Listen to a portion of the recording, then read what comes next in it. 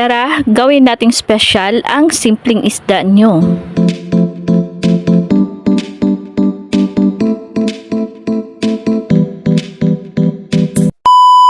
Hello and what up mga kamami dyan. So for today's video, nagprito lang ako dito ng ilang pirasong isda. Kasi nga meron akong gagawin dito na lalong papasarapin natin. Lubos ako na nagpapasalamat sa Pong May Kapal kasi nga hindi niya ako talaga iniwan sa ere. So sobrang mahal niya talaga ako. So ayan po, at medyo nakakalakad at nakakatayo na rin ako. So since na nakakatayo at nakakalakad na ako naman muna ang gagawa ng mga gawaing bahay. So ayan, bago pa sila makauwi sa bahay ng gabi, syempre magluluto ang inyong Mami Jen. Ganyan po ang senaryo sa buhay natin, diba? Minsan nga nalulungkot ka na lang, na napapagod, ewan ko ba no, parang wala lang. What?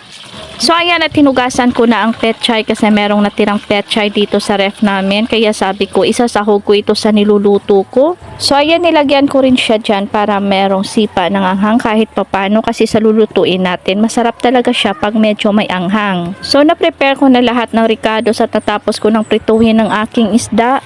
So kung saan ako nagprito, doon rin ako nagisa kasi nga sabi ko, pinirituhan ko lang din naman ito ng isda at saka isda lang din naman ang lulutuin ko, kaya lasang isda na rin talaga ito.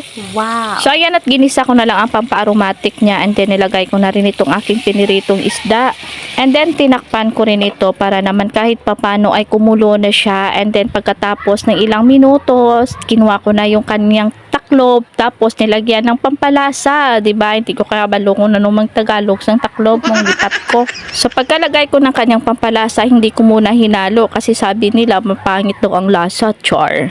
So ayan, at nilagyan ko siya ng kukumama, konti lang kasi nga gusto ko rin dito is konti lang yung kanyang gata kasi sa kukumama kahit konti lang ilalagay mo, medyo talaga lapot na siya, napaka creamy niya. So sa gustong mag-order, meron na tayong link sa comment section, click nyo lang para makapag-order na kayo. So ayan po, at nilagyan na rin natin po ng kanyang petchay, tinakluban, pinabukal-bukal ng konti, at ayan na po ang ating ginataang tulingan na may petchay.